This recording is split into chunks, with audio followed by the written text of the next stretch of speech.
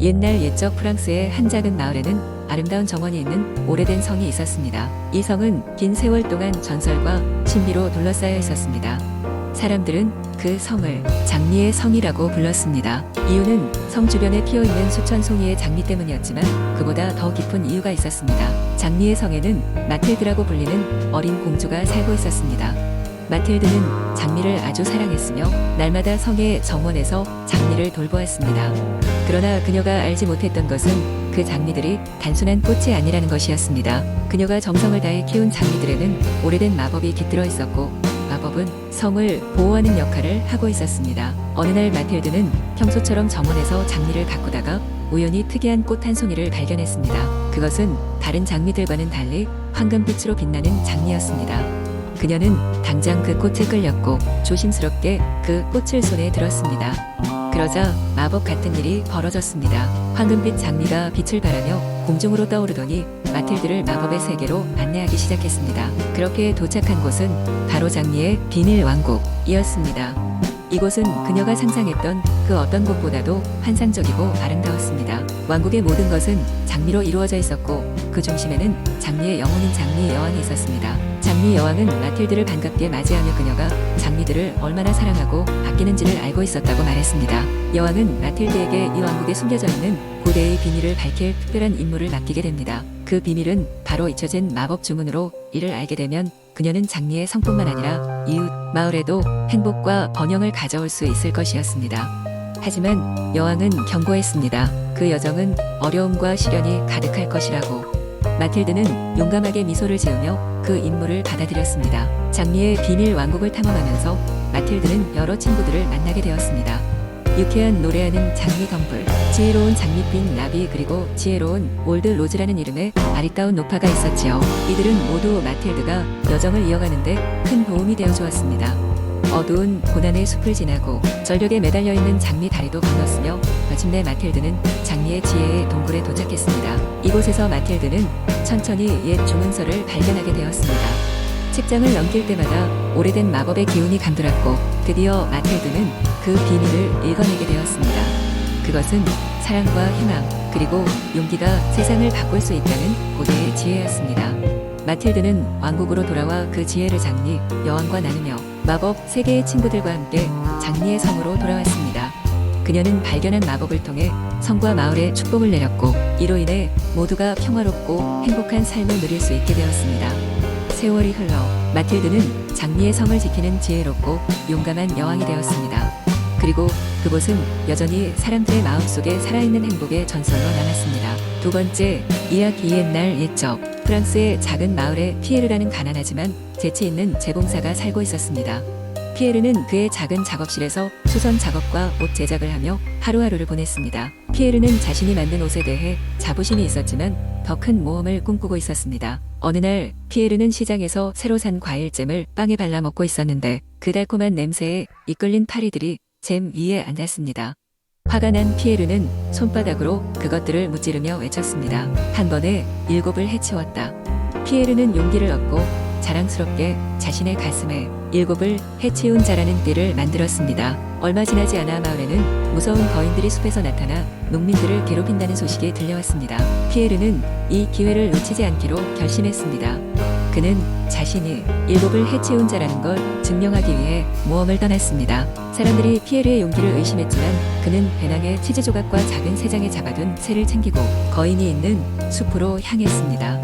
숲에 도착한 피에르는 두 거인이 낮잠을 자고 있는 것을 발견했습니다. 그는 신중하게 다가가 치즈를 돌멩이인 척 거인의 머리 위로 던졌고 잠에서 깨어난 거인은 서로를 의심하며 싸우기 시작했습니다. 그 싸움은 곧 격렬해졌고 결국 두 거인 모두 지쳐 땅에 쓰러졌습니다. 피에르는 이러한 상황을 마을 사람들에게 큰 소리로 알렸고 모든 사람들은 그의 용기에 경탄했습니다. 왕은 피에르를 궁으로 불러 그의 위협을 치하하며 왕국의 기사로 임명했습니다. 그러나 피에르는 궁 안에 머무르는 대신 모험을 계속하기로 마음먹었습니다. 그는 계속해서 다른 마을을 여행하며 용맹한 마음과 재치를 발휘하여 사람들을 돕고 그의 이야기와 이름은 먼 고제까지 퍼져나갔습니다. 피에르는 결국 평생 동안 여행을 계속하며 다양한 도전을 이겼고 그의 이야기는 프랑스의 가장 용감하고 지혜로운 모험담 중 하나로 남았습니다. 그리고 피에르의 이야기는 오랜 세월이 흐른 후에 도전해지며 사람들에게 용기와 지혜의 중요성을 가르쳐 주었습니다. 세 번째, 이야기 옛날 옛적. 프랑스 남부의 한적한 마을에는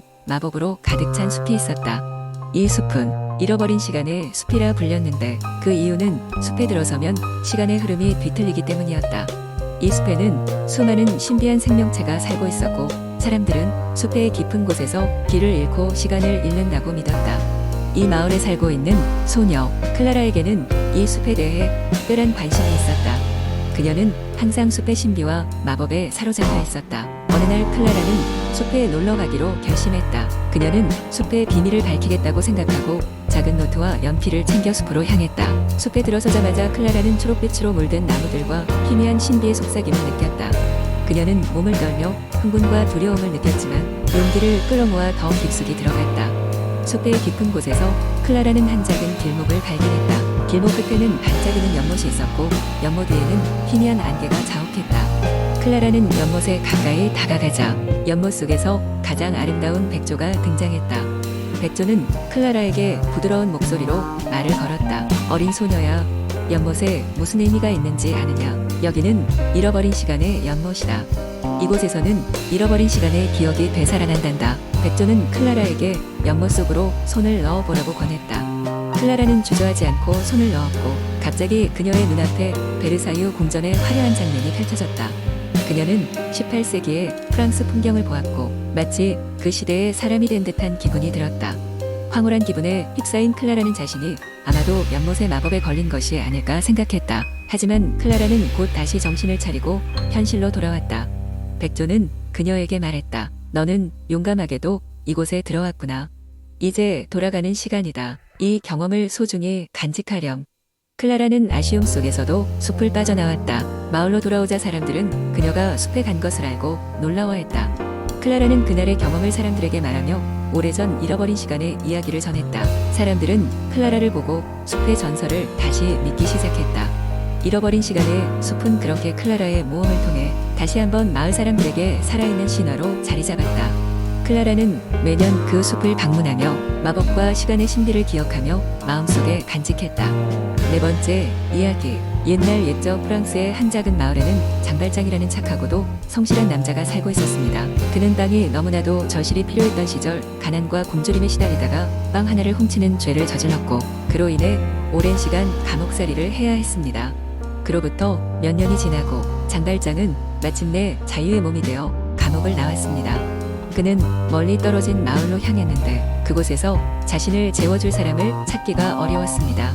사람들이 그의 과거를 알고 그를 두려워했기 때문입니다. 그런데 친절한 주교님이 장발장을 자신의 집으로 초대했습니다. 주교님은 그에게 따뜻한 음식과 잠자리를 제공하며 장발장이 새로운 삶을 시작하도록 용기를 북돋아 주었습니다. 그러나 아직도 장발장을 괴롭히던 것은 사회의 편견과 지난 잘못들이었습니다. 어떤 밤 장발장은 주교님의 음식들을 훔쳐가매 어둠 속으로 사라졌습니다. 하지만 다음 날 경찰에게 붙잡히게 되었고 그는 다시 감옥으로 돌아가야 하는 상황에 놓였습니다. 그때 주교님은 경찰에게 이런 말을 했습니다. 아니요, 사람은 죄를 짓지 않았습니다. 제가 그에게 그 은식기를 준 것입니다. 사실 그는 내게 가장 소중한 이 촛대도 가져가지 않았군요. 주교님은 장발장에게 빛나는 은촛대 2개를 더 주시며 진정한 용서의 마음을 보여주었습니다. 장발장은 그 순간 깨어났습니다. 그는 마음 깊은 곳에서 자신의 변화를 느낄 수 있었습니다. 이후 그는 자신의 이름을 마들렌으로 바꾸고 새로운 삶을 시작했습니다. 다른 사람들을 돕고 자선 사업에 힘쓰며 고아들을 보살피는 등 그의 선행은 끝이 없었습니다. 시간이 흘러 장발장은 마을에서 가장 존경받는 인물이 되었습니다. 그는 자신의 경험을 통해 작은 실수가 삶을 망칠 수는 있지만 진정한 용서와 사랑은 모든 것을 바꿀 수 있다는 점을 깨달았습니다. 그리고 이러한 깨달음은 자신뿐만 아니라 마을에 크나큰 영향을 끼치게 되었습니다. 장발장은 마침내 자신의 죄책감에서 완전히 해방되었고 새벽의 기적처럼 빛나는 삶을 살아갔습니다. 프랑스의 교훈적인 동화 장발장의 이야기는 전 인류에게 사랑과 용서의 진정한 의미를 일깨워주며 우리에게 남아 이어지고 있습니다. 다섯 번째, 이야기. 옛날 옛적에 프랑스의 작은 마을 가장자리에는 루이라는 이름의 호기심 많은 고양이가 살고 있었습니다. 루이는 고양이 친구들 중에서 가장 모험심이 강한 고양이였고 그의 삶은 항상 새로운 흥미진진한 경험을 찾아다니는 것으로 가득 차 있었습니다. 매일 아침 그는 마을을 돌아다니며 새로운 친구를 사귀고 맛있는 간식을 찾는 일과로 하루를 시작하곤 했습니다. 어느 날 루이는 마을을 벗어나 방문한 적이 없는 숲을 발견했습니다. 이 숲은 키 큰 나무들과 사이로 비치는 햇빛 덕분에 황홀한 분위기를 자아냈고 나무 사이로 불어오는 바람은 마치 신비로운 이야기를 속삭이는 듯 했습니다. 루이는 호기심을 참을 수 없어 숲의 더 깊은 곳으로 발길을 옮겼습니다. 숲을 탐험하던 중 루이는 크고 화려한 나무 아래에 앉아있는 작은 요정을 발견했습니다. 요정은 루이를 보고 미소를 지으며 말했습니다. 안녕, 루이. 이 숲은 마법의 숲이야. 너의 순수함과 용기를 본 대가로 이 숲의 비밀을 보여주고 싶어. 루이는 처음에는 깜짝 놀랐지만 요정의 친근한 미소에 안심하고 그러자고 했습니다. 요정은 루이를 따라오라고 손짓했고 그들은 함께 숲의 깊은 곳으로 걸어갔습니다. 요정은 자신을 이브라고 소개하면서 이 숲이 가진 마법의 힘을 소개해 주었습니다. 숲은 그곳을 지나는 사람들의 마음과 소원을 읽어내어 그들에게 필요한 도움을 주는 특별한 재능이 있다고 했습니다. 루이는 이러한 이야기에 매료되었고 더 많은 것을 알고 싶어졌습니다. 이분은 루이를 숲의 가장 깊은 곳으로 인도했습니다.